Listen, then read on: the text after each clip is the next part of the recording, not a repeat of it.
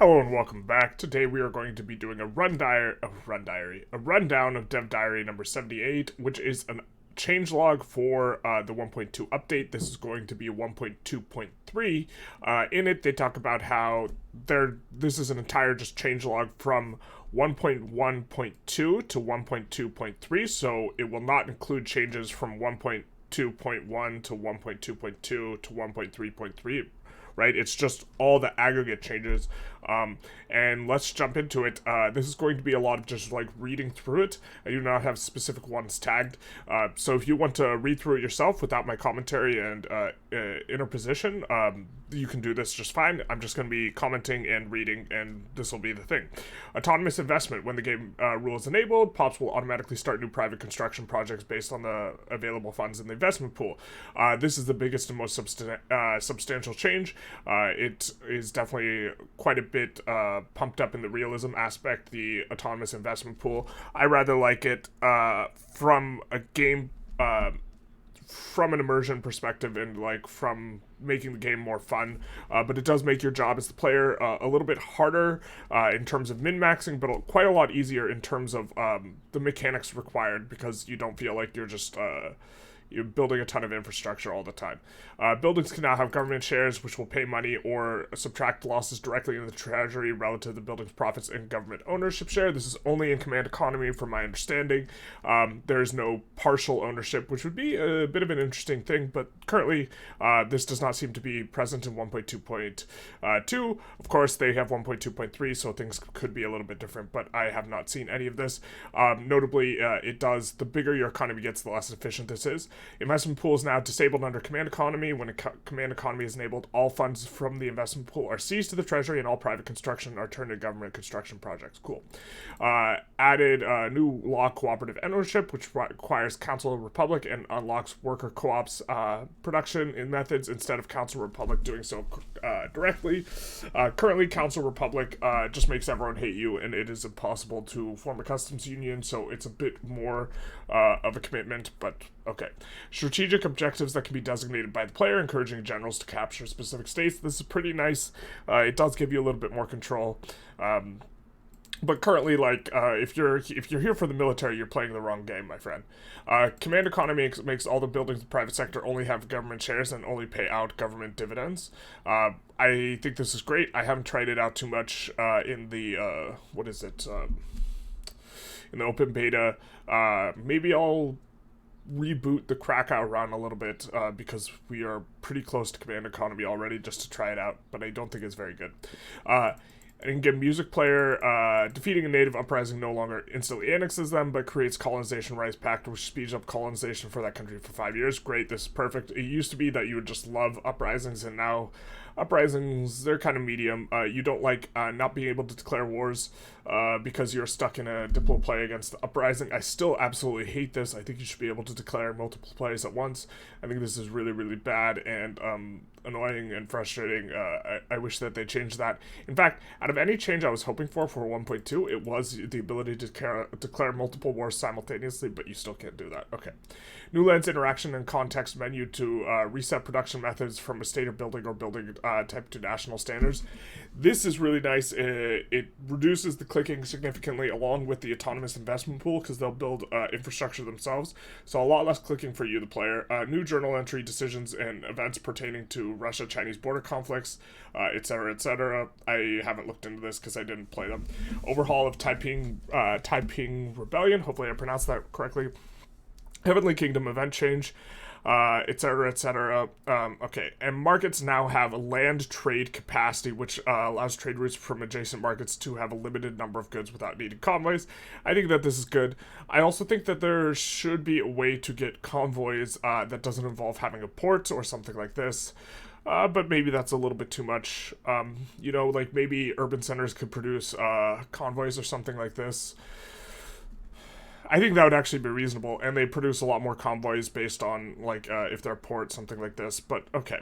Now, these are the main features. if you're going to buckle in, there's a lot of improvements. We're going to kind of skim and try and go through this quickly. They talk about AI, interface, and performance, art, localization, modding, major bug fixes, minor bug fixes, etc. We'll probably skip the minor bug fixes section just for our collective sanity. I don't think it's going to be... I suppose if you want to look through, we could do it, but we're just going to go through, improvements. Okay, trade routes now use market price rather than a computed difference between pre and post trade prices. Trade routes can now cannot be profitable unless the price is lower in an exporting market than in the importing market. I believe this changes it. So it used to be that you could import something and it would be more expensive in the market you were importing and post-import than it is in the market you're importing to. And now it seems like this is no longer the case, if I'm reading this correctly. There's like an economics explanation for this that I don't want to go into because it's like a bit long, but this seems fine. Secondary Wargoals in a diplomatic play can be added to primary at the cost of infantry maneuvers. Great. This is a big change because it used to be, it was really hard to annex a lot of territory because people would just back down and you could only take like one province at a time max, and so the metagame used to revolve around just puppeting and then annexing, just 2 wars. Now you can, if someone only has 3 states, you can conquer all the 3 states in one go. Like an example is Sulawesi has 3 states, they're tiny, it requires almost no infamy to annex all of them, and it was like frustrating because you would have to like vassalize them and then annex them. Now you can just annex them if you want. Numerous improvements to battle initiation, blah blah blah. This is nice. It's also they changed how many units each side can bring. I believe it's calculated based on infrastructure, and so really high infrastructure places will allow enormous battles. It does make landing particularly difficult sometimes. Like if the UK is staying at home with a whole bunch of armies, you're landing, the amount you can land with is capped, right? Or the landing army is capped at like 100 or 110, or depending on if you have a celebrity commander or whatever, whereas they can defend with basically everyone, which makes landing incredibly hard. Although I think there's a way to abuse it. If you just like, if you land with like 30 troops in one stack, I haven't experimented too much with this. If you land 30 troops with one stack, 30 troops with another stack, 30 troops with a third stack, I believe all the troops will get tied up in the first landing battle, and then they will be almost none in the second, or there will be a medium amount in the second, and then in the third there will just be 2k troops defending. I've noticed this sometimes happen when landing with 100k troops and 100k troops. You can sometimes it's like, well, they'll get 180,000 troops defending in the first battle and only like 2,000 defending in the second. So this might be a way to abuse and like game the landings, but okay. And this is like partially in response to how many units can be brought, because they can't fight 2 battles at once. No longer possible to colonize a state where another country has a claim and maintains an interest unless you also have a claim here, so this makes the strategy of colonizing Patagonia and Hokkaido, you can no longer do this. Several claims have been added to colonizable regions where other powers should not be able to start colonies, such as Hokkaido for Japan. Perfect. Worldwide rebalancing of arable land, the TLDR is Europe and Asia get nerfed, and the New World gets buffed. When a native uprising starts, now they only conquer Wargoals in state regions where they have where they own land instead of all adjacent states. Perfect. We can now print a list of any... Okay, that's a whatever one. Low legitimacy now has a tooltip or a pop-up alert thing. Cool. Added a new country rule for whether investment pool is autonomously used by pops or directly controlled by the country. As far as I understand, this is like... In 1.2.2, this is actually like bugged or whatever. You just have to use the autonomous investment pool. But I think it's good to use, so it's kind of whatever. You can definitely min-max a lot more if you control stuff personally. Interest groups are now much more likely to spread out across multiple parties, reducing the risk of ideological incoherence. Cool. Maintaining additional convoys in excess of what is needed is now provides bonus to trade route competitiveness. I really am a big fan of this. I'm a fan of mechanics that give you something reasonable for your overflow, and I was kind of a big fan of how authority works in this way and like bureaucracy works in this way, but still, generally speaking, it's better to spend the stuff than let it overflow. Also, diplomacy decreases, it increases your infamy decay. something like this. Unrecognized powers now get a special journey entry for becoming recognized during hegemon objective. Colonial clash occurs less often. Notifications can now be dismissed in observer mode. Cool. You can also, they made it so you can choose which notifications pop up, or which ones are toasts, which ones are like at the bottom right, and this sort of thing, which is all quite nice. Naval invasions are no longer limited to using admirals and generals from the same HQ. This is very huge. That was really annoying the way it worked before. It can generals from any HQ with coastal access. Which is great. Also makes it so you don't want to have inland generals, but okay. If a front is resolved, generals at that front will now automatically reassign themselves to a nearby front if it takes at most 30 days to reach it. In the case of travel duration longer than that, generals will still instead stand by. I'm a big fan of this. Not a fan of like generals like getting reassigned back home super far and like you getting weird bricked fronts as a consequence of like this type of thing. Battles currently in progress no longer get manpower reinforcement from newly trained servicemen. This is actually a huge one. It used to be that you would just get these forever battles because they would kill like 200 guys and then 200 guys would reinforce for newly recruited servicemen and you would just get these weird forever battles. Currently in 1.2.2, there's still a bug where they can get immortal troops that just never die, and so you just watch as like 17 guys slowly kill 30,000 or whatever. But this is a bug. I don't know what to say about it. Battle conditions now have a chance to update after been active for several days, ensuing the tide of turn in battle. I haven't noticed this in particular playing on the public beta, but I'm generally less concerned with the battles. I try not to. I think it's bad to pick fights that are close because you'll just lose a bunch of troops. And you should just kind of just try and have a bigger stick and not fight people who are quite strong. Offense and defense bonuses enjoyed by Colonial uprisings has been halved. Perfect. Now, if you are playing like, now you don't need the absolute god PMs to be able to fight them down, which is great. You now get to recruit one of 3 generals instead of 2 for generals and admirals. Great. Certain diplo plays such as annex subject are no longer blocked by having 2 good relations with the subject. I think the other one is declaring independence, which is quite nice because so they can annex you even if you have good relations. So that's like a downside, or like playing as a subject, this is kind of a bit of concern. AI in general is just way more aggressive. Interest groups will no longer forget about slavery, blah, blah, blah. New alert, for when a country does not produce enough construction to fully utilize the money coming into an investment pool. This is nice. I don't think this is present in 1.2.2, and from a gameplay perspective, this is quite nice. When you have a lot of investment pool contribution, sometimes you can still be losing money, but you want to expand construction, you end up having to pay for the labor yourself as a player, which is something I think the investment pool should pay for labor of construction, but that's kind of like a separate thing.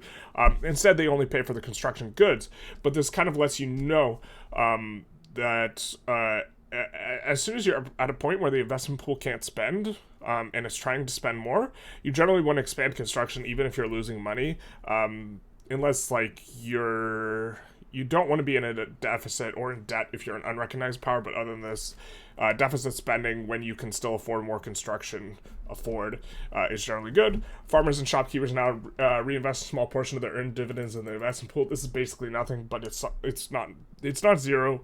I'm glad the mechanics in there, but they're not really. They shouldn't be evaluated in the same way as landowners and capitalists. Only slave states can now revolt with the CSA. Which is great. You don't get these, ostensibly, you don't get these weird-ass borders anymore. USA gets claims on all the seceding countries. Seceding country gets revoke all claims. Cool. Unincorporated states now cost less infamy and maneuvers to claim than unincorporated states. I believe it's 50%. Or this is the case with 1.2.2. And so, pretty big fan of this. Reduce fertilizer production from intensive grazing ranches. Perfect. Fertilizer used to just get super, super, super, super cheap, which made it really, really hard for the chem plants to be, to produce enough explosives or be profitable enough to produce enough explosives, which would lead to explosive shortages that were pretty hard to deal with. And so, big fan of this. If they're not getting it as much from the intensive grazing ranches, then this means that you got to get more from chem plants, this sort of thing. The most powerful interest group in the party is now considered the party whip, letting them moderate the impact of ideological incoherence amongst groups that do not agree with them. Perfect. This is quite nice. I think it's just in Parliamentary Republic. I'm not sure, but when you just you can swap people out and then swap people in, and then they will the person whoever's in just becomes the leader of the government, which is quite nice. And so you always have the leader in government. So like parliamentary republic, autocracy, or whatever. Or is it autocracy or monarchy? I can't remember. But like you always have the person in government. GDP is now measured by subtracting the cost of input goods used in manufacturing, which is more true to life and doesn't unfairly reward manufacturing economies over resource economies. Manufacturing economies are still better, but it is calculating GDP. It is not just giving you the cost of the finished good, but it's the cost of the finished good minus the inputs. And so now you don't have this super inflated GDP for like manufactured stuff, which is great. It also means like it's gonna be harder to like print super high GDPs. Like 25 billion GDP is like going to be much harder to achieve, stuff like this, because now it's calculated properly. Buildings will now raise wages only if they have considerable profits and employees have below minimum expected standard of living, or they have reasonable profits and are trying to compete for labor and have less than 50% employment. So this, I believe, I've noticed it be quite a lot more steady in terms of hiring and firing, and so this must be what is one of the things that is driving this. If they have, so they're only going to try and compete for labor as much if they have less than 50% employment, or if there's below minimum expected standard of living. So this is cool. I've noticed it feels a lot more stable in that regard, but I haven't like done a deep dive on it. Buildings now will now lower wages or lay off employees if they're running a deficit and have less than 50% cash reserves, or if they have minimal profits and employees have a standard of living more than 33% above minimum expected standard of living requirements. Generals will now be more aggressive and consistent about pursuing Wargoals, even when Wargoals are farther away.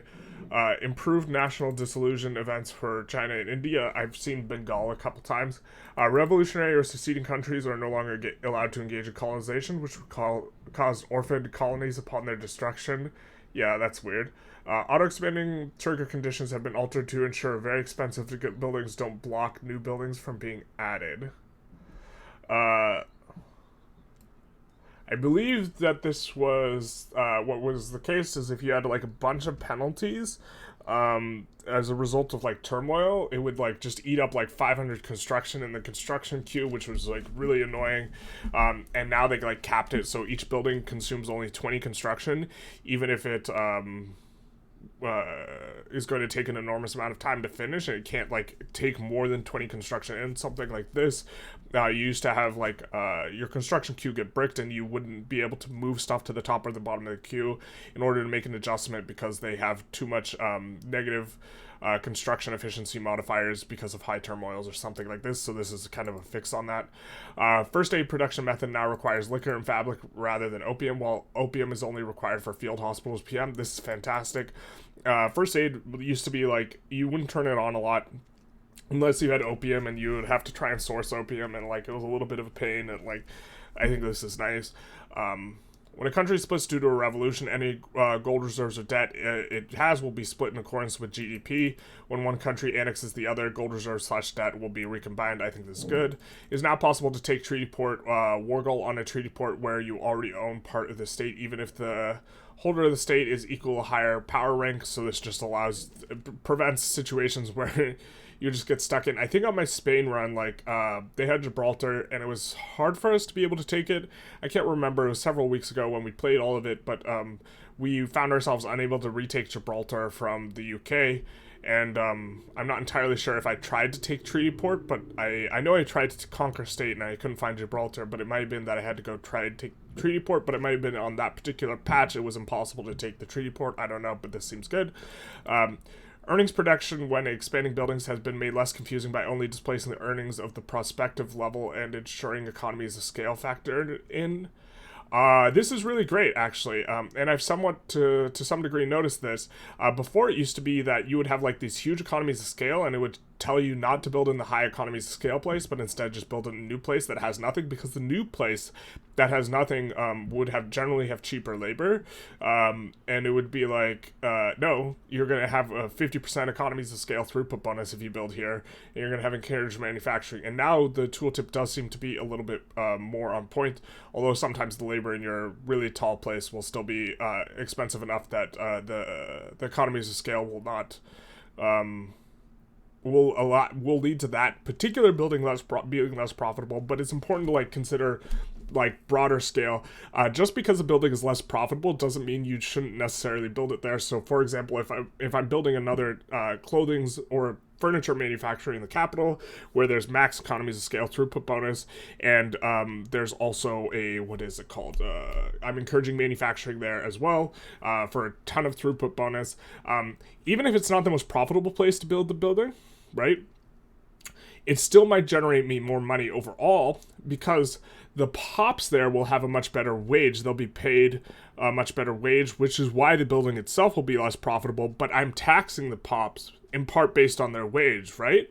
And so it's you would take in more money from taxes because you have this person taking in a higher wage, and this person taking in a higher wage is also going to consume more goods, so they drive consumption up more than just building the furniture manufacturing just in a place with no economies of scale throughput bonus, which means like it's like everything's interconnected in a complex way.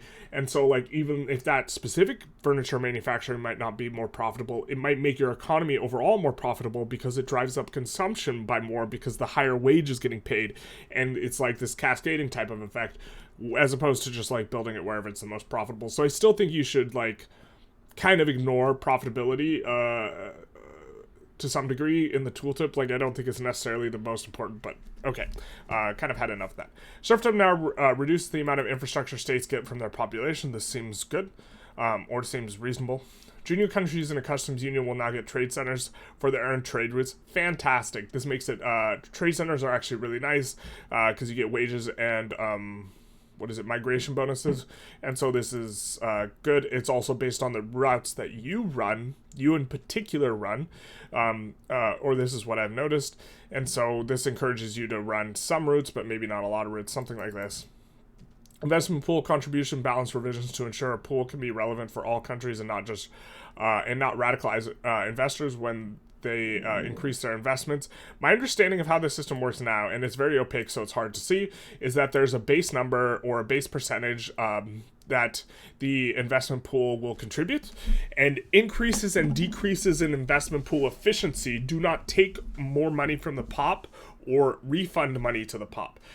So let's say it's the capitalists will just put 20% of their their profits in the investment pool.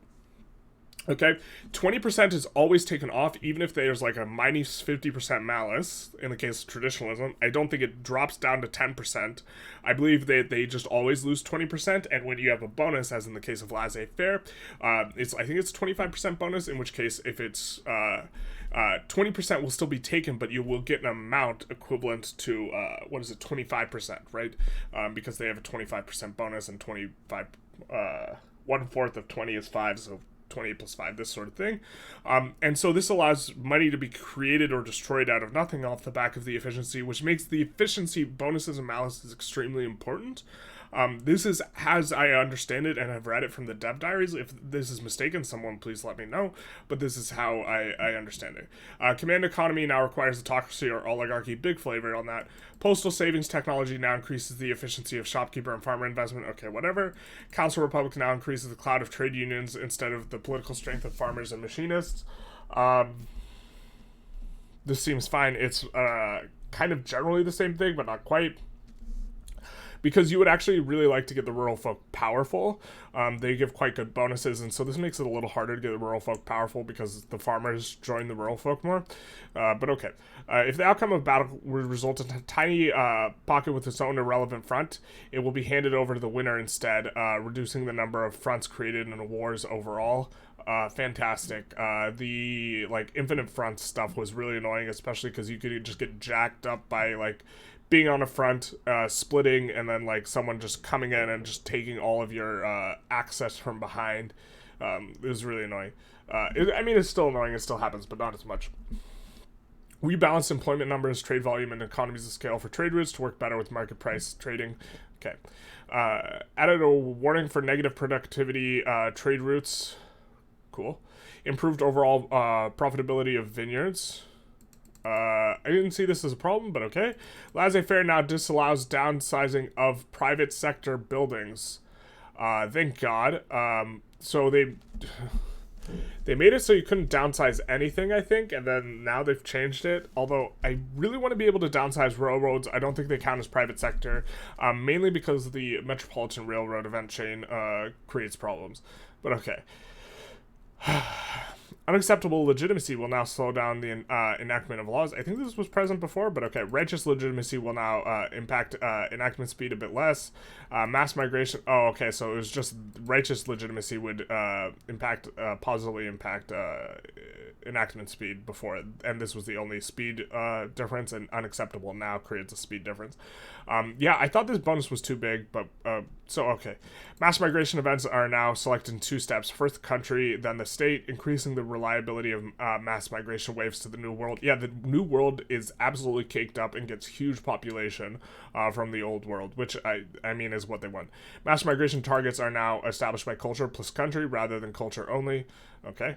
Mass migration events should now only occur from states considered homelands for that culture. Mass migration events should now only occur from states considered homelands for that culture.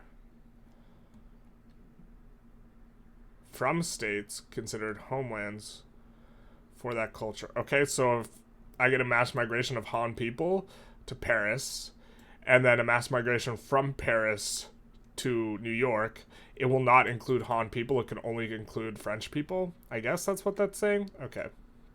I'm not sure why you would make that. Maybe it just... Oh, you know what this is probably doing? This is probably to make it so that pops split less and improves late game performance. That's probably what this is about.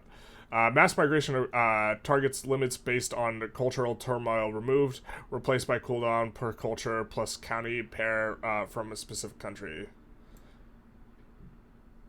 Cultural target limits. Okay, so they're trying to hit an equilibrium based on the amount of cultural turmoil removed, replaced by, okay, so they've removed limits based on cultural turmoil removed, and instead they have cooldown per culture plus country pair from a specific country. Okay, so they've changed... I'm guessing there's less calculations involved for doing it, or doing it this way involves more calculations, and doing this way involves fewer calculations, and this is, I assume, important for late game performance, something like this. Limited immigration to the percentage of the state's population plus a percentage of unemployed pops in each state each week. Okay, cool. Adjusted some countries' cultural... well... pretty cool. Adjusted some countries' cultural tolerance setup to encourage more New World migration. Yeah, the New World migration is huge now. Competitiveness of a trade route. Also, taking New World states is just generally really good if you're like European, because they incorporate in 5 years. The competitiveness, which I don't think necessarily they should. The competitiveness of trade routes now increases as the longer it's been established, making it harder for new routes to complete for a limited supply. That is interesting. I haven't noticed that. That's good to know. So it seems that maybe you want to put in trade routes you know you're going to want long-term, like importing iron from Austria and Prussia, and coal from Austria, Prussia, wood from Austria, Prussia, Russia, these types of things. It's maybe the case you want to put it in early, even if you know you're not going to need it quite yet. Rebalance pop growth, including secondary factors like working conditions to achieve stronger and more historically accurate compound pop growth. So I guess it's easier to get bigger pops through growth. I mean, like, it's still... migration still seems overtuned and seems like the way to really grow your pop, but this is good to know. War exhaustion from occupation now scales in a non-linear fashion. Yeah, you're telling me. Against the amount of territory occupied, so that occupying just a small portion of the country now does not have much of an impact, but fully occupying them still has a huge impact. Yeah, so it seems like if you full occupy a state, they actually will capitulate generally faster, which is really, really nice. I think they should capitulate instantly if they're fully occupied, but whatever. But taking just the capital, if you're still on 1.1.2, you can just take the capital and you win the war. Now, just taking the capital really doesn't win you the war. You have to casualties are enormously important. This doesn't mention casualties, but it's more based on casualties relative to the percentage of your total army. And so having an enormous army is valuable, even if you're not using all the army. It has to be mobilized, so sometimes it leads to a weird situation where you're just activating conscripts in areas where no fighting is occurring, and you're not putting them on fronts or anything like this. And the whole point of the conscripts is just to decay your war exhaustion a bit slower. Okay, provinces are now selected for battles according to more relevant parameters, i.e. distance, Wargoal, or EG, sorry. Particularly severe goods shortages are now signaled to the player as alerts rather than important actions. Great. Italian and German flags now look different depending on which country formed them. Cool. Slower tech progression, but with tech boosts from journal entry events, such as open beta tweets mod, but okay. From open beta tweaks. Slower tech progression, but with tech boosts from journal entries and events. I mean, I remember this being in 1.1.2, but I guess maybe they juiced it up more, the events. I've noticed the events give, like, differing amounts each time, and so maybe the events for more late game tech are bigger, or, like, from the journal entries or whatever. Okay, good to know, I guess. It is now possible to take treaty ports from isolationist countries and trade with their market if you hold such a port. That is interesting and good to know. So it might be the case that taking a treaty port from like someone like Japan now is good. You can't take a treaty port with Sokoto though, which is the other kind of like really big isolationist country, and Siam. War exhaustion from casualties is now scaled off military size rather than population size and increases to fit the relative amount. Blah blah blah. This is what I was saying earlier just a minute ago with sometimes you mobilize conscripts just to affect the military size, even if the conscripts aren't going to be involved in any battles, which you don't if they have booty PMs. Colonizable Pacific Islands now has severe malaria trait to encourage early colonization. Cool. Western Australia, New South Wales, and Japan now start with colonial resettlement. Man, I still don't see Japan necessarily settle as much as they should. That's interesting. Anarchism now requires cooperative ownership law to be enacted and disables all other economic laws. Perfect. Interest groups with slave leader are now virtually guaranteed to join the Democrat Party with the Great Slavery Debate. Journal entry is active. Cool.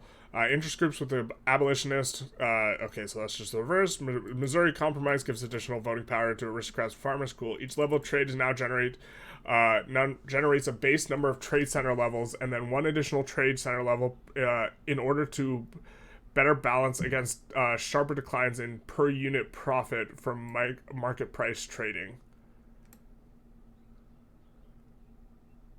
Each level of trade route now generates a base number of trade center levels and one additional trade center level per level.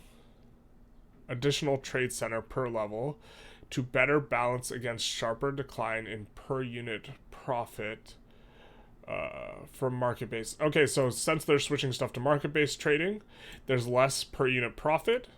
And so this is just an adjustment to make it so you kind of have a similar number of trade centers, as far as I take it, or something like this. Okay. Protect domestic industry tariff now forces greater increase in export tariffs. Okay, cool. Encourage export. I assume that's the reverse. Very unhealthy characters may now die young. Oh no, Freud. We will lose our Freud. The cocaine addict with syphilis. Okay, Industrial Barris has been rewritten to be more balanced and engaging. Okay, music tracks now resets when exiting the game to the main menu. That seems reasonable. Command economy no longer enforces mandatory subsidies since deficits are covered to the treasury during government shares anyways. This is fantastic because mandatory subsidies would force certain buildings that shouldn't be employing to try and employ all the way up. And so this will actually be way more balanced and will make command economy a lot better. I was not aware of this. This is fantastic because you can now enforce a subsidy on a place you need to fully employ and not enforce subsidies on things that you don't care if they fully employ, which allows you to overbuild without just getting a huge whack sticks by a command economy. So I was not aware of this. This is big.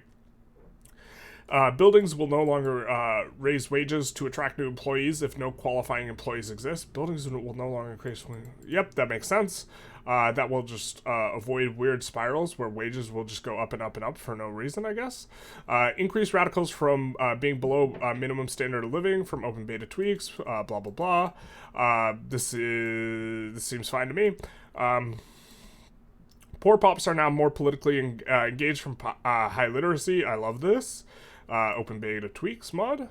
It is now possible to use the revoke claim war to revoke claims that are not on your own state, e.g. colonial claims. So you can revoke claim on Japan, for example, in order to make it so you could colonize Hokkaido. I assume that is kind of how this is working here. Workers in unincorporated states are now generally paid lower wages, especially if they're discriminated and or you have the colonial exploitation law. That was already the case, was it not? Okay. Decentralized nations no longer have serfdom law active by default. Okay. Console command blah blah blah can now be used to log many interesting annual global statistics such as... Okay, so this is just quality of life for people who want to sweat numbers, I guess. Agrarianism now allows whaling, fishing, logging, and rubber plantations to be funded by the investment pool when using directly controlled investment game rule. Okay. All workforce pops in the worker co-ops have an equal ownership share. This is fantastic. Before, it used to do this weird thing where it would just create these Uber pops.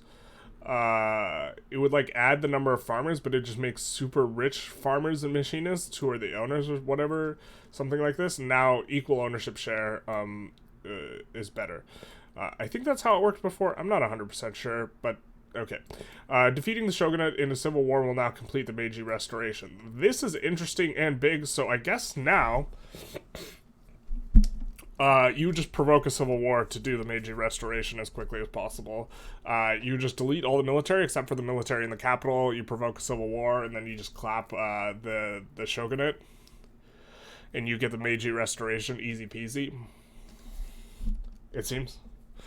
Trade routes will now increase in their size as long as they can maintain at least 20 or 10 ducats or pounds productivity, and will always decrease in the size if they are unable to maintain at least 3 productivity. Okay, sure, that's fair enough. Markets are now considered, except for, I assume you can still force level 1 trade routes that are unprofitable, which I think sometimes you want to do, but not too often. Markets are now considered adjacent if they have land adjacency. If they have any land adjacency, not just if their capital areas are adjacent. This is a big deal.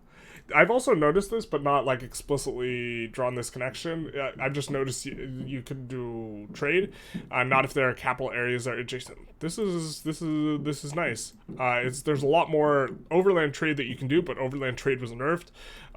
But I like it. Improved balance for political. I wish you could save it so that you could set some trade routes to only increase to the overland trade cap and then stop increasing in order to preserve convoys, but this is kind of a minor detail. Improved balance for political movement start chances. High and very high taxation now slightly reduce the government pop attraction of the interest group in power. Oh, that is interesting. I wonder if that's reflected in the tooltip. I didn't even notice this. I guess I should use my eyes and read more. Revolutionary uprisings now select participating states with more precision. Okay, cool. I mean, you get like a lot of like revolutions where just like everyone joins except for the capital state. It's this weird situation where the capital state is surrounded. Like, also, a reason to have the capital state, like, I've seen some people make the argument that you want the capital state inland, but one reason to have it on the coast is if you have a revolution and you, like, plan on fighting it, having it inland and then getting completely surrounded, which is what happens with France every single time they have a rev, just cuts off all their market access, and it just really is, like, crippling. Anyways, change completion conditions for declare interest tutorial to lower the barrier for low prestige countries. Change completion conditions for declare interest tutorial to lower the barrier for low prestige countries. I'm guessing this is part of the tutorial, and I haven't done the tutorial. Okay. Conscript troops and standing armies now have the same statistics when the same production methods are active. Interesting. It used to be the conscripts were weaker, so that's a huge buff to conscripts. Whaling stations now have simple whaling production method that produces mostly meat. Good to know. Whaling stations and fishing wharves now have ownership PMs that are better aligned with the resource industries, with other resource industries. Cool. Fishing wharves were like bugged for like a huge section of 1.2 where they would just be stuck on merchant guilds for forever. Armed industries and munition plants now have autonomous production methods.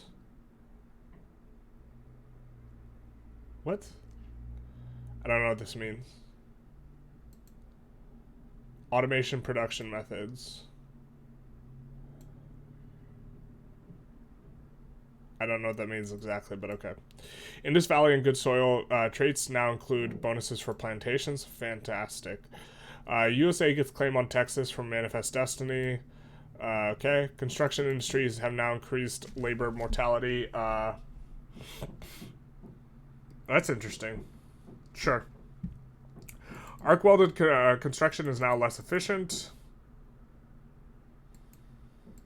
I don't think I'm... Okay, whatever. I'm not sure I necessarily felt that was necessary, but I really hate deleting construction centers, so, like, it probably was worse for me, because I would just not turn it on a lot, because it would be really, really expensive, but I guess it was just too efficient. Sure, fair enough.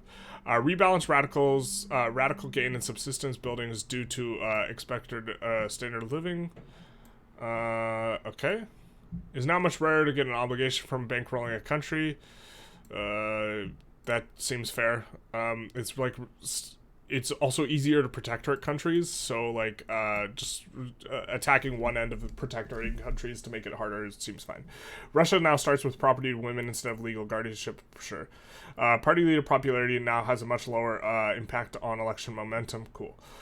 Decision to convert Japan to Shintoism now requires a less restrictive church and state law, and when taken, will instantly convert 40% of pops in the capital. And so this will be interesting to maybe try out. I still think religion is like way worse than just being more like liberal, secular, or whatever. Road maintenance decree now provides a boost to infrastructure from population instead of flat infrastructure. Okay. Pops, well, I guess this is a nerf early on and a buff later on, which seems fine. I mean, generally, I think road maintenance is more of an early decrease, so this seems fine. Pops will no longer mass migrate away from a state to such an extent that it completely empties out all non-slave pops. Okay. Increased casualties generated by offense decrease compared to manpower. Okay. Increased casualties generated by offense defense compared to manpower. Okay, so I guess there's just more casualties.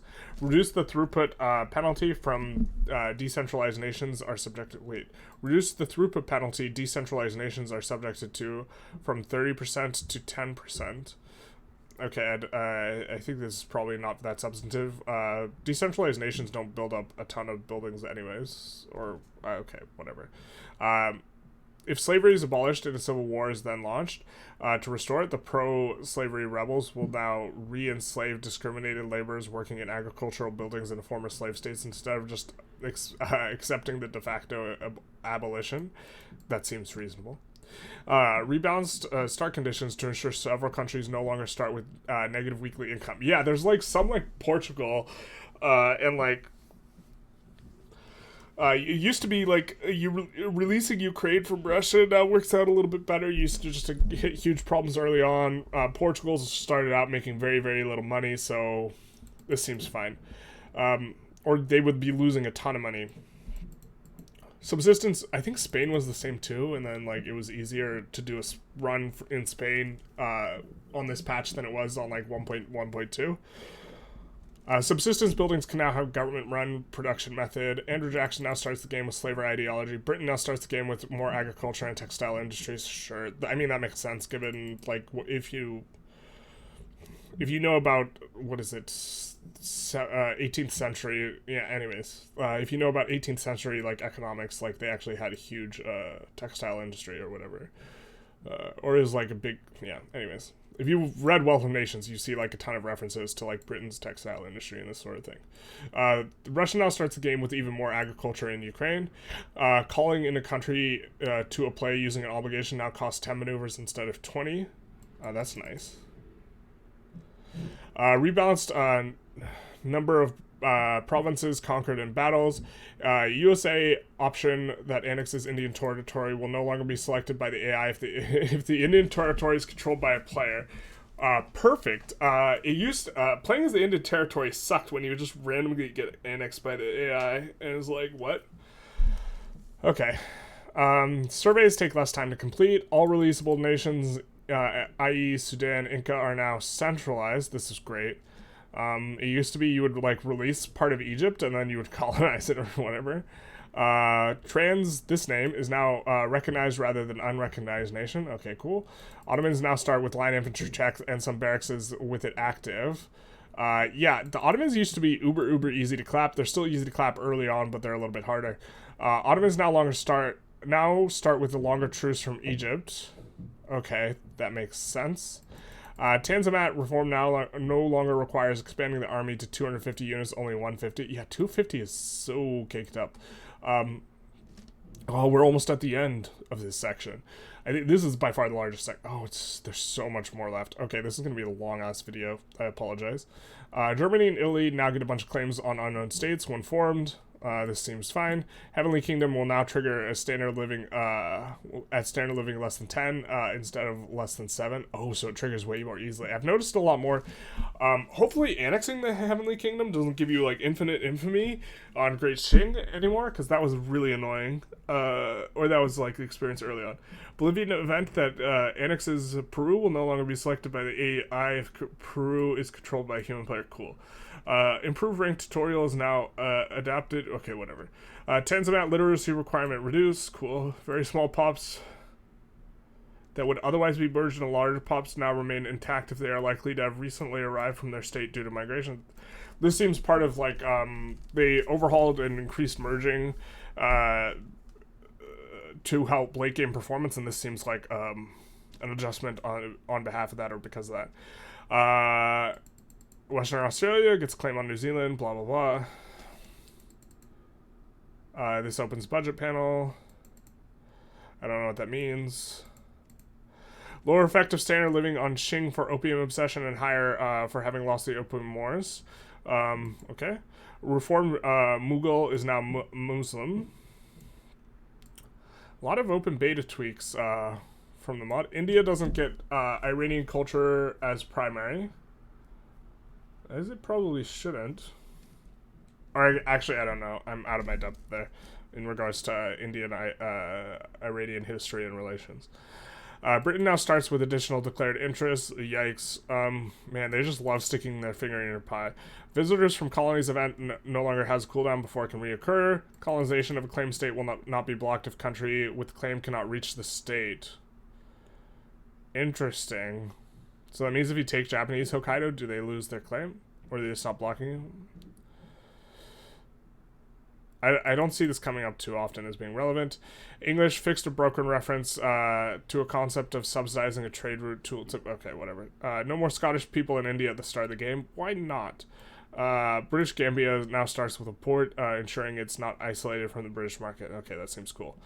And reasonable. Alright, AI. There's been a ton of AI changes.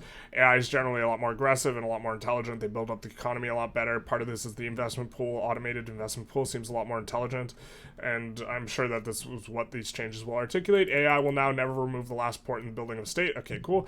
AI will now refrain from constructing more ports than it can support financially. Yeah, it used to be just the AI wouldn't have any profitable buildings or very profitable buildings, so they just build up the ports to infinity, and it was super super like obnoxious.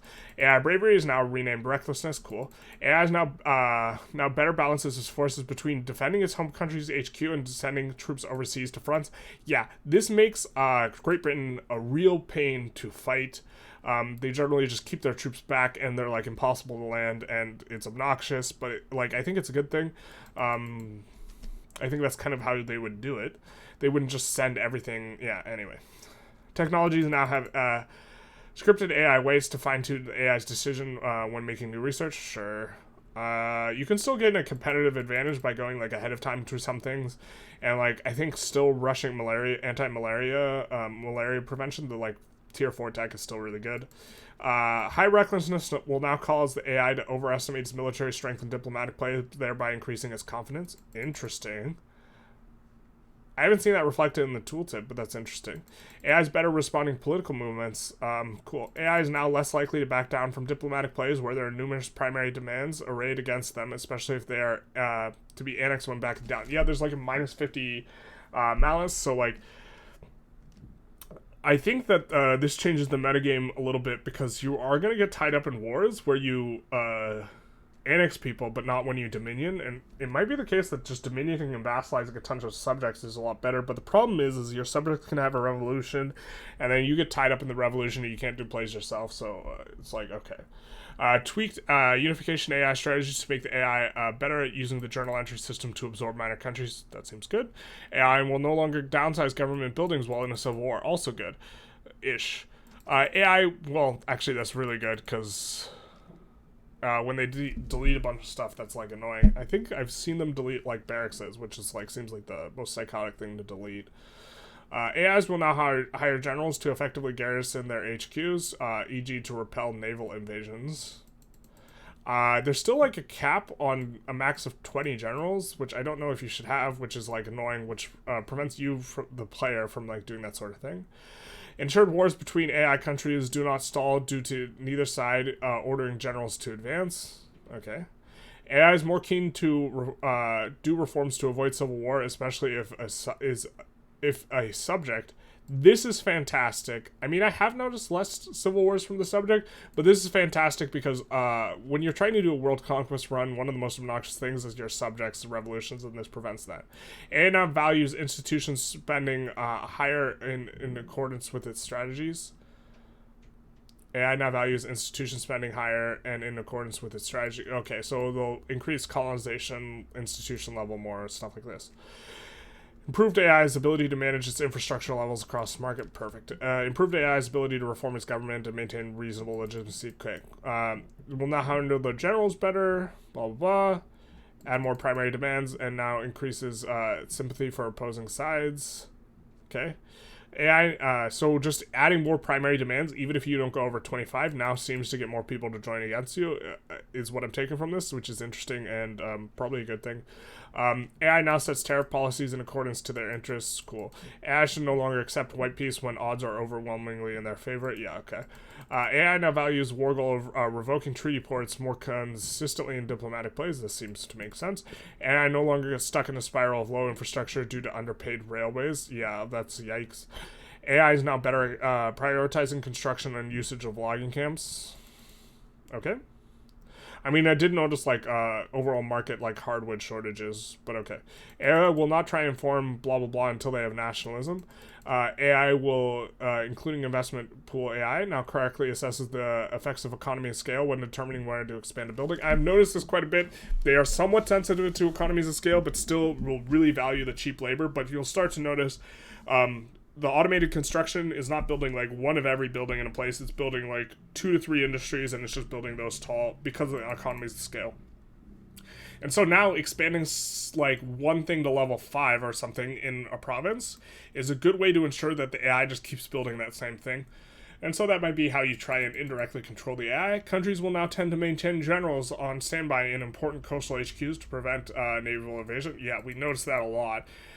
Is way harder to land countries, and so now it changes what your strategy needs to be. You just need to take Wargoals where you can enforce without needing to land. One really obnoxious thing though is like if you if you have like if I'm trying to take like let's say war reps from the UK and also take one of their colonies in Africa, if I take the colony in Africa, I should be able to enforce on them. And this is not necessarily the case because you can't take them below 0 if you also have the war reps, because you got to take the capital and then you can't take the capital, this sort of thing. I still don't think the balance is like quite appropriate, but it's better, I guess. A revolutionary country that has already run the revolution will now be willing to make white peace with remaining countries in the war. Cool. AI is now less likely to take sides in diplomatic plays without a good reason to do so. That's not true. They are super aggressive about joining plays. Fixed a bug that was causing diplo play, boldness, blah blah blah, to not be included in the calculation. AI should now be more likely to back down and less likely to intervene if their own army is very weak. Okay. Reduced overall aggression levels of the AI as it was overtuned to compensate for now fixed bugs listed below. Okay, so maybe like our Spain run just had this hyper aggressive AI. Where like the UK just joined literally every single play that we did, and it was super annoying. AI is now more aggressive against ideological enemies and a bit less aggressive against ideological allies. AI is generally better at constructing peace deals that might end up ceding Wargoals to both sides. AI has an improved understanding of which Wargoals are more important than others to press and not having pressed on themselves. AI is a little bit less random about who it has sympathy for in a diplomatic play and is more likely to support allies and subjects. This is fantastic. I've had like Russia join against me when I'm like in their customs union, and it's like, come on, man. When I'm like literally just expanding the customs union for them, terrible. This was in the Syria run. Fixed bugs where AI was miscalculating countries that are likely to declare neutrality as potential enemies, causing them to be far too passive in, with starting plays in regions with a lot of interest. Interesting. AI is less inclined to overbuild railroads in states that have free infrastructure. Cool. Also excellent in terms of the automatic queue, because you don't want them to be overbuilding transportation. You want transportation kind of expensive early on, because it decreases the amount of subsidies you have to pay. Fixed a bug where AI generals were getting stuck on fronts. Okay. AI should no longer get into a state where it constantly moves generals back and forth between fronts. This seems good. AI is now better at understanding how lucrative gold mines are. Yeah, they are really lucrative. AI must now wait for a cooldown period before resending an offer the player rejected. How do you reject offers? I have not...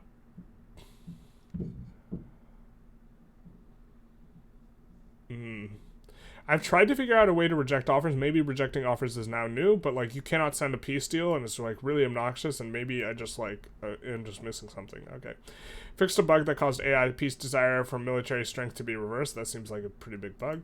Fixed reverse check in available Wargoals that was causing country that was winning wars to peace out too early.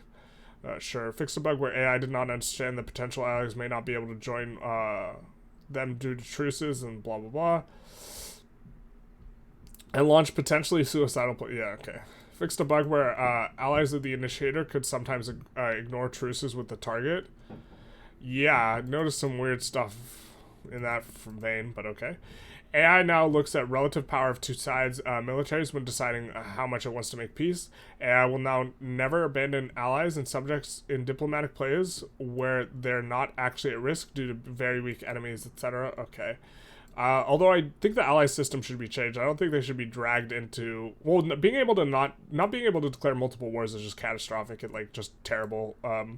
Like, if you're... we had, like, a run where we were playing as... it was the Spain run, and France was our ally, and they literally had to just join every single play that we started, and it's stupid, because then they can't start any plays of their own, and so they actually just get, like, majorly, like, screwed in such a like thing, and like it just should not be like that. They should be able to start plays if they're forced into every single play.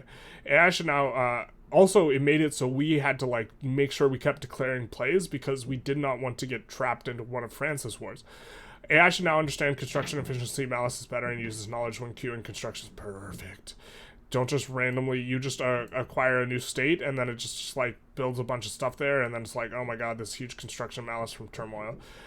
Much more interested in using automated methods, particularly when the needed goods is low. AI should now be unwilling to invest in ports. Thank God. If it has a lot of free convoys and the ports wouldn't connect any new states to the market. Yeah, they just overbuilt ports. Fixed inconsistency in their memories where sometimes it was tracking time by days and other times in months. I don't know what that means.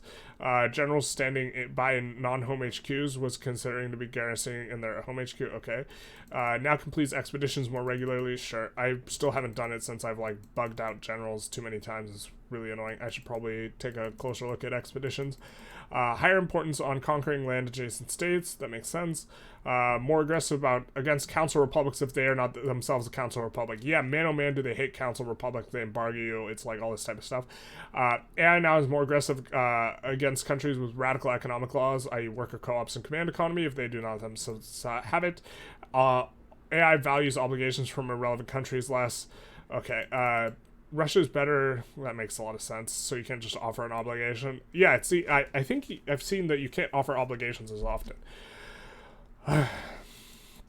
Russia is better at expanding in Central Asia. Yep. Definitely done a few practice runs as Sikh and just gotten clapped by Russia quite often. AI should now be better at established electrics industries in the mid game. Yep. AI should now choose the event option with AI weight 0 as a fallback if all other options are disabled due to failed. Okay, I don't know what that means. AI is now less willing to agree to peace if the Wargoals are on their side is likely to achieve through capitulation that aren't part of the peace. Increase AI's tendency to be neutral in native uprisings. Yeah, when you had a native uprising that AI joined against you and it was someone super strong, that's like pretty obnoxious. But I think it should happen sometimes. I don't know.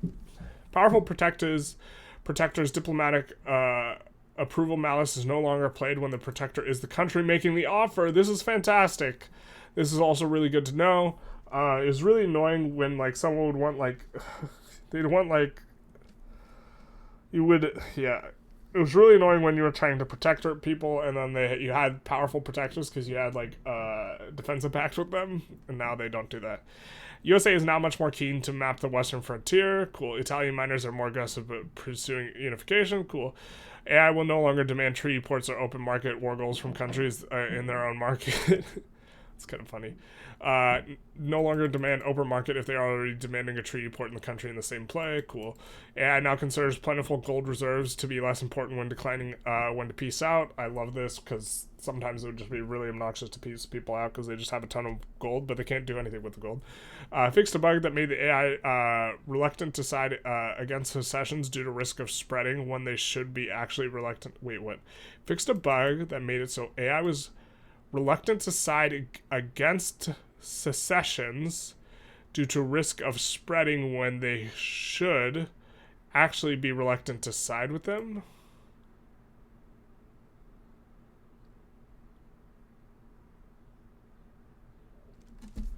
What? I don't know what this means.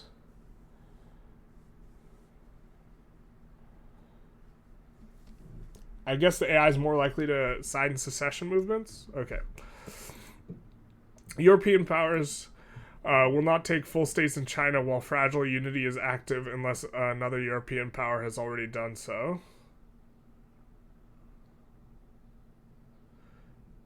Interesting.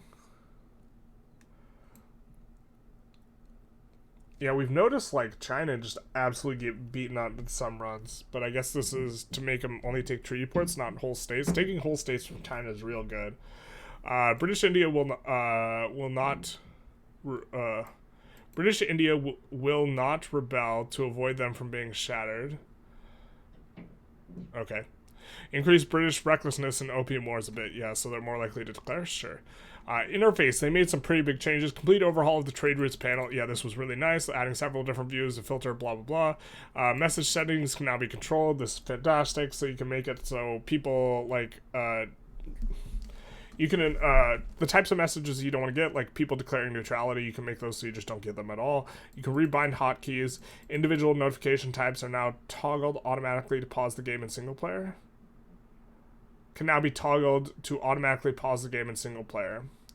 The population panel now breaks down pop consumption by taxes and strats. This is such a huge deal, especially for newer players, to make it more transparent kind of what's going on.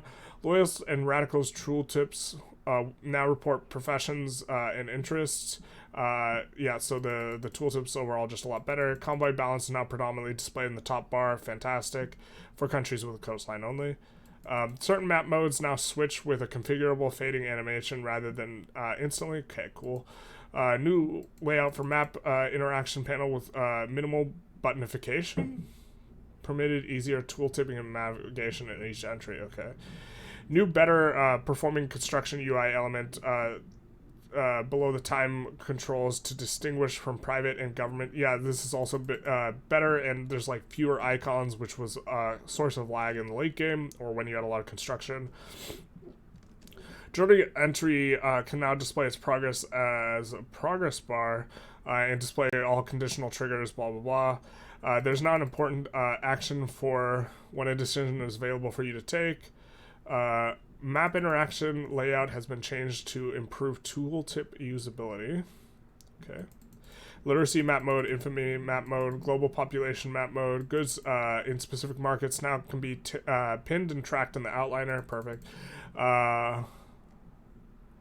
Lens bar icon will now take up the entire width of the screen depending on the resolution rather than always 15 per row. I don't know what that means exactly. All characters, not just generals and admirals, can now be pinned in the outliner. I actually find this pretty annoying that politicians can be pinned, because if I have a general who's a politician, they're now automatically pinned as both, and I just want them pinned as a general, man. Production method is now short a summary of what they have to do without having to read the tooltip. Perfect. This is like, it's visually a lot nicer when you're switching PMs, because you can tell at a glance what stuff's going on. Morale is now displayed for each side in the battle list. Item in the front panel, cool. A more compact variant of the front map markers show which side doesn't is now shown if a side doesn't have any troops there. Cool. Diplomatic action map is now oh my god. Diplomatic action map interaction list now shows a column for will accept, will not accept obligation. This is fantastic because it makes it so you don't have to click as much, you don't have to hover as much to see if people are willing to be protectorated or join the customs union and how close they are and if an obligation will work and this sort of stuff. And so it makes it a lot faster. Because a lot of time, yeah, it just makes it faster. Numerous improvements to notifications such as price reports, mobilization, and declared interest to reduce notification spam. Perfect. Shortcut Control B now pauses the construction queue. This is fantastic. Early on, like if your construction got paused, it would just brick the thing. And I've heard that you can unpause it in in the budget tab, but now there's also a hotkey. It's now possible to see tooltip breakdown on the side panel. In the battle ended up with the number of units as they do. Oh my god, my brain is starting to overload. It's now possible to see a tooltip breakdown of a side in a battle ended up with the number of initial units they did. Okay, so now you see the initial units, and is that sentence just constructed poorly? Okay. C is now a shortcut for confirm, such as the default event options. Awesome. Notification feeds now animate properly, and then remember the states. Heat map colors have been their values updated to make them easier to read, especially in states with low concentration of something. The heat maps are a lot better. State images now include animated visual effects. Cool. Control buttons for main menu, blah, blah, blah, blah, blah. In the top right corner have tooltips, which includes music. Diplomatic action tooltips are now... I think that all these are kind of small. I'm going to start kind of just skimming and skipping over these. The 4 most consumed goods are now displayed in the pop list, which that's actually fantastic. I'm just going to skip through all these. If you want to see the UI updates, you can read through them. You'll also notice them. A lot of it is like pretty nice. Literacy is tracked over time. Total population percent. Actually, I'll read through some of these, I guess. Interest group panel.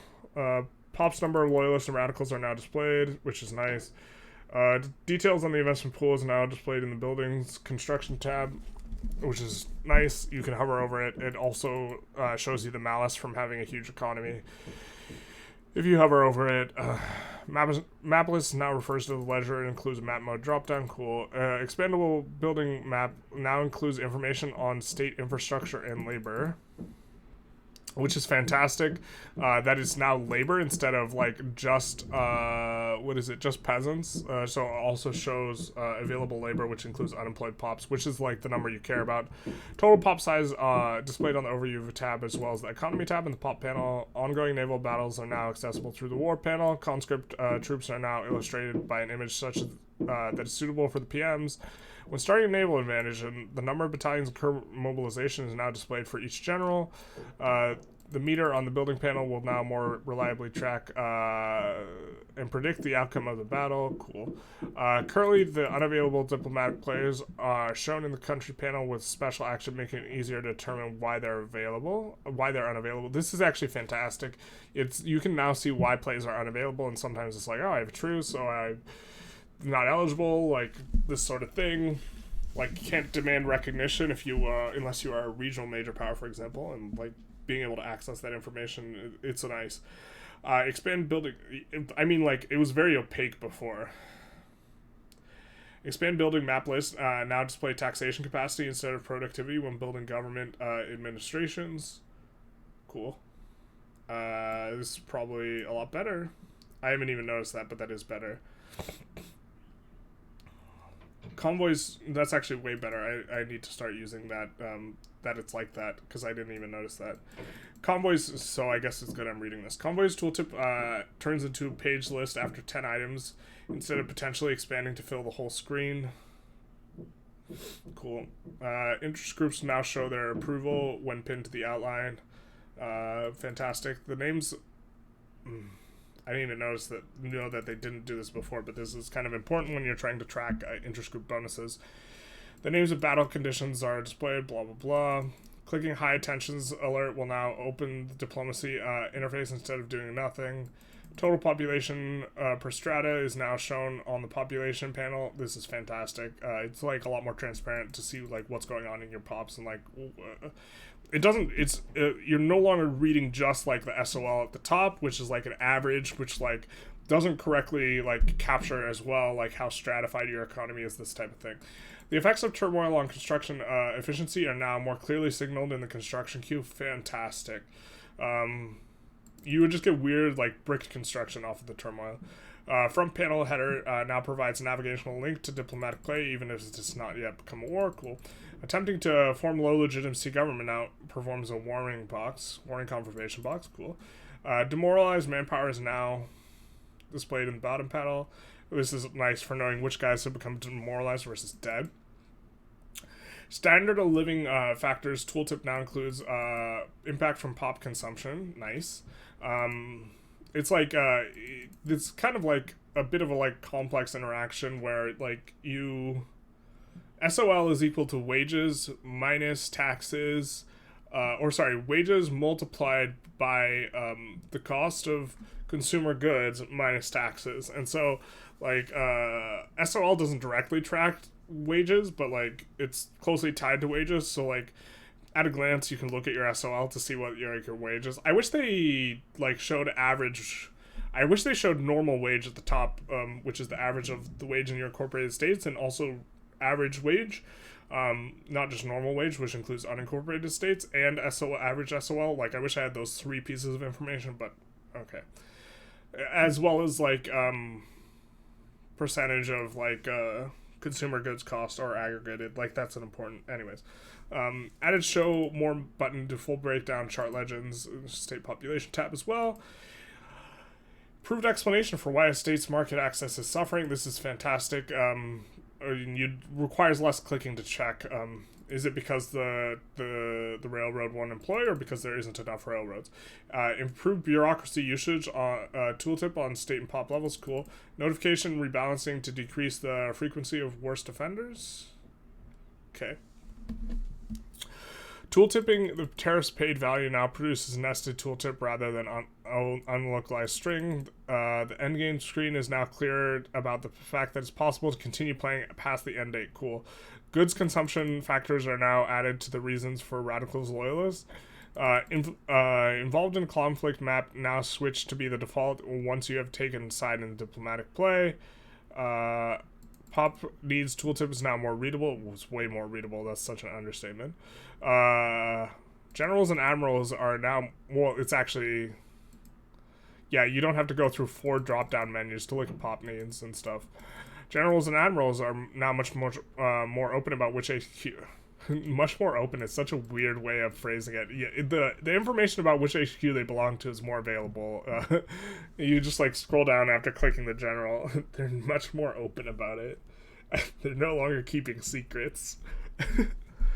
Battle tooltips now include manpower metrics, blah blah blah. Journal entry and player objective outliner widgets are now more compact. Cool.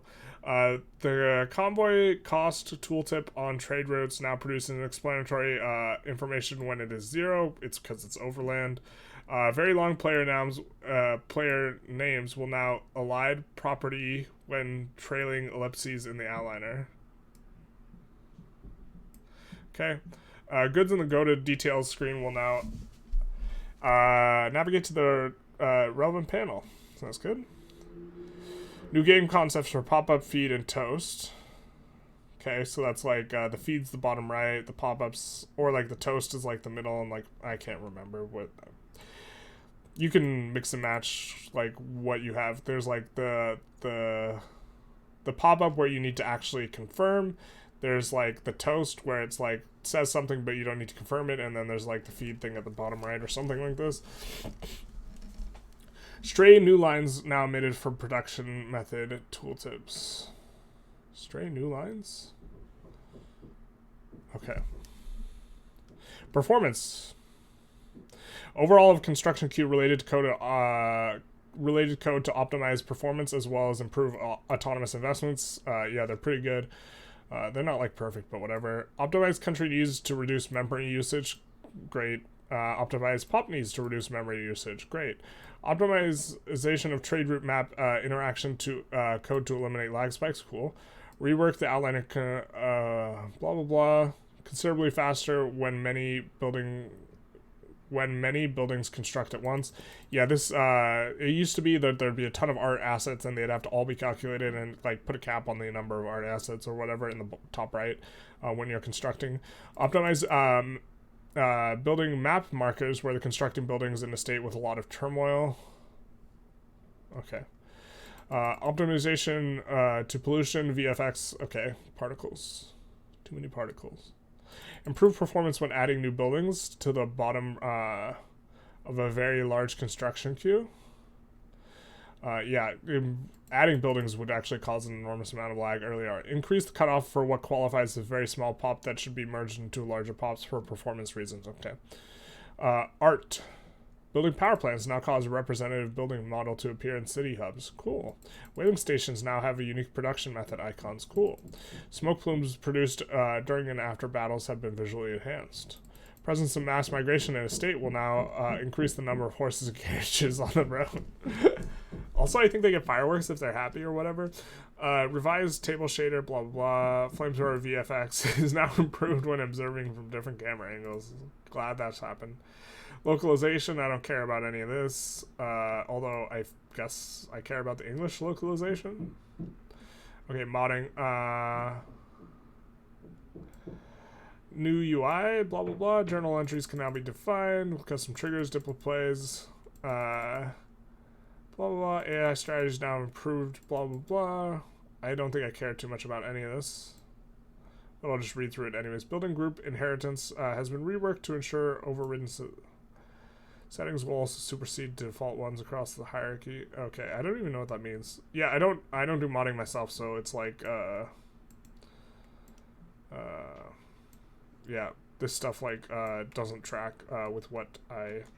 Whoa, there's major bug fixes. I'm just gonna read the major ones, not gonna read the minor ones. If you want to read the minor bug fixes, you can do it yourself. And also, if you just wanted to read through this faster without my input, you probably could have done that yourself. Tariffs are no longer collected for trade routes between countries with trade agreement pacts. Isn't that... Okay, so yeah, this is a bug fix. That's how it's supposed to work. Fixed an issue where remobilization of battalions involved in a naval invasion could cause multiple simultaneous naval landing battles.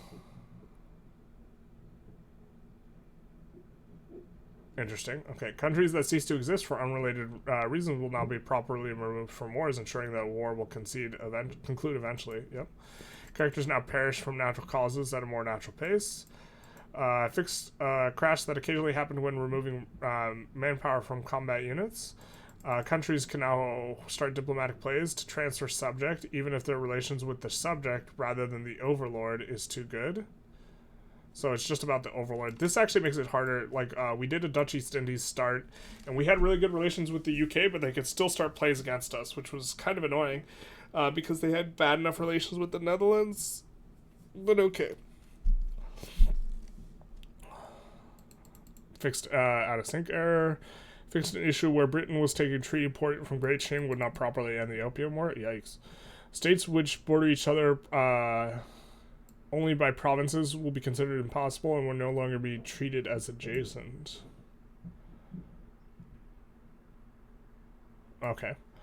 It is no longer possible to queue up multiple levels of a canal, skyscraper, or other single-level buildings while there is a level already in the queue. Fantastic. No more level 69 skyscrapers. Fixed a bug that caused generals to stand by in some cases rather than assign themselves to a new front after having won a naval invasion battle. This is actually an incredibly annoying bug that made it so you had to watch naval invasions like much more closely. Fixed out of sync error. Sway interference would no longer pretend the AI would accept an offer even when they wouldn't. When there's another offer, they would. I mean, that UI has just been incredibly buggy for all of 1.2, so I'm guessing they're saying they fixed it. Winning a battle on an ally's front should no longer result in only capturing a single province. Fixed a bug that allowed players to start a unification play for a country that had already been formed. That's wild. Fixed a bug that caused Wargoals to not invalidate despite their owner holding or no longer holding the existing, resulting in wars continuing with no Wargoals. Interesting. Fixed a bug where slavery had already been abolished before the revolution. Meter hits 100, the American Civil War would fail to trigger or revolt with the wrong configuration of states. Okay. Fixed a bug that caused generals to go home and stand by when the front is destroyed, but a new one is created in the exact same place. Yeah, that makes sense, and that is something we've observed, and I'm glad they fixed that. Pretty annoying, because it makes it so you have to... The whole point of, like, the way they've done their, like, fronts and generals and stuff is so that you don't have to micromanage, and then you, like... You end up having to micromanage stuff, but, like, the mechanics are just annoying. You're just trying to assign people to fronts. Become protectorate proposals will now work even if the junior party is in a customs union and will supersede the pact. Okay. I didn't see this bug, but good to know. The game now pauses correctly on the end date, even in multiplayer. Fixed out-of-bounds charts after switching countries. Fixed out-of-bounds charts when viewing other countries. Yep. Just absolutely wild GDP things. Fixed max graphics and flickering when culture map mode is activated. Countries with slave trade will now stop importing slaves if there are no available jobs for them to fill. The last interest group in government will now never spontaneously leave it under any circumstance. Good to know. Enacting opium ban as Great Shing no longer removes buildings other than opium plantations from the build queue. Okay, that's what that bug was about. I noticed that as Great Shing. Highly developed states no longer display GDP incorrectly or with negative values. Okay. Overseas, I'm guessing that's an overflow bug. Overseas battalions with reduced supply no longer gain morale in excess of that supply score. Countries currently involved in an independence war will no longer be annexed due to a minor unification. It's interesting. American Civil War will no longer end with the Union and in a never-ending revolutionary state in the case of the CSA win. Okay. Fixed several hundred land provinces incorrectly marked with ocean terrain. What? I don't know what that bug even means. Mobilized troops now properly demobilized when abandoning a side in a diplo place by setting your stance back to neutral. A new ruler assigned via election will now apply their traits to countries' modifiers immediately upon taking office. This is nice that it's a bit faster. Fixed a crash related to something like this. Fixed a crash that could happen when establishing a new trade route immediately after game start. That's a good one to know. Secession radical pops now properly de-radicalized once they secede. Okay. Fixed a bug that caused GUI elements in a certain part of the screen to become unclickable, unresponsive after one party had backed down from a play. Okay. It is no longer possible to sway members of the customs union with promise of independence from it. That's good.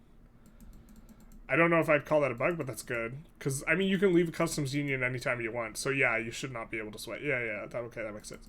East India Company is now annexed upon its formation of India rather than continuing to exist on the map. Fixed an out-of-sync error in multiplayer related to the queuing of a new building when the client hot joined. Okay. I don't know any of these multiplayer. I haven't done multiplayer at all. So... It should now be possible to gain achievements available only to particular countries, even having won a revolution in that country.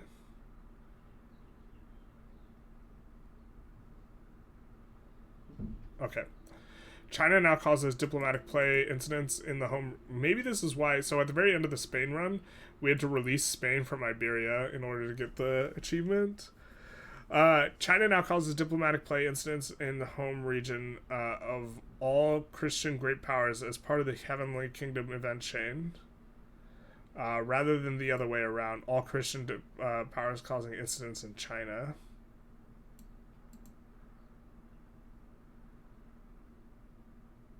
China now causes the diplomatic incidents in the home regions of all the Christian great powers as part of the Heavenly Kingdom event chain, rather than the other way around, all Christian great powers causing diplomatic incidents in China. Will this fix the bug where when you reintegrate as China, you just gain like 600 infamy? Maybe that's what this is about. Annexing a country through unification, i.e. blah blah blah, will now inherit their claims. Okay. Overlords that form new nations will now always take any homelands of the new nation from their subjects in the process. This makes sense. Before, like, when we formed Arabia, we just full annexed everyone. And then when we formed Poland, Lithuania, we only took the homeland. So maybe this is what that's about. Okay, make a puppet diplomatic play can no longer be used on independent major power or higher. This is... I didn't know this was a bug. I thought this was a feature. But yeah, you can't puppet major powers, so you gotta kneecap them first. But you can protectorate it. Or unless they totally fixed it, it seems that you can protectorate them and then vassalize them. Fixed a bug where the discrimination modifier to political strength was not properly applied in some cases. Buildings panel interface should no longer be a source of crashes. Okay, and then minor bug fixes, which I'm not going to read. And then that's it. So this has been an extremely long rundown. I hope you enjoyed. If you made it to the end, you're a champ. Yeah, I mean, like, there's a lot of stuff to read through. You can read through it yourself. There's a lot of changes. This type of thing. Kind of not the most exciting dev diary, but I wanted to read through it myself. I figured I might as well also make a video while reading through it, just to make sure I didn't miss anything. There's a lot of interesting bits. I guess I should have written down some notes of the stuff that I was not even aware of. Like was the case. I forget. I can't even bring to mind. Anyways, a bit of a slog. Hope you enjoyed. Feel free to like, comment, subscribe. Very excited. The 1.2, the live patch drops on the 13th, I believe. And so we'll be seeing that shortly. Anyways, have a good one. Bye-bye.